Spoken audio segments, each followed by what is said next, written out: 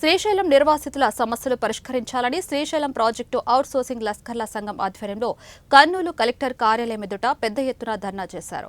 Srisailam project కోసం సర్వం కోల్పోయిన బాధితులకు 1986 సంవత్సరంలో అప్పటి ప్రభుత్వం శ్రీశైల బాధితులకు ఇంటికో ఉద్యోగం ఇవ్వాలని జీవో నంబర్ 98ని విడుదల చేసిందని, ఇప్పటికీ 40 సంవత్సరాలు పూర్తి అయిన ప్రభుత్వ ఉద్యోగాలు రాలేదన్నారు.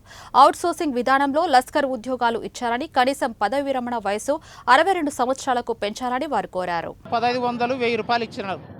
ఆ నష్టపరిహారము ఎంత ఇచ్చినా, డబ్బులు ఇచ్చినా వీళ్ళ రుణం తీర్చుకోలేమనే ఉద్దేశంతో గౌరవనీయులు రామారావు గారు 1986లో ఆయన ఒక 98 జీవోను, మీకు ఇంటికి ఒక పర్మనెంట్ ఉద్యోగం ఇస్తే మీకు ఈ డబ్బులు ఎంత ఇచ్చినా వేస్ట్ అవుతాయి, పర్మనెంట్ ఉద్యోగం ఇస్తే మీకు బాగుంటుంది, మీ కుటుంబాలు బాగుపడతాయి, మీ పిల్లలు బాగుపడతాయి అని చెప్పి ఆయన జీవో ఇచ్చినాడు.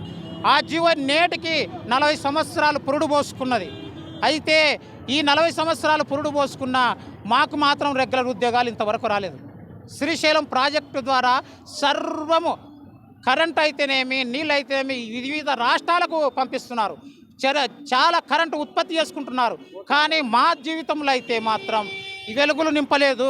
మా జీవితంలో ఎప్పుడు చీకటి బ్రతుకులే బ్రతకాలనా? మేము మా పరిస్థితి, మా పిల్లలు బ్రతకకూడదా? మా తాతలు ముత్తాతలు సంపాదించిన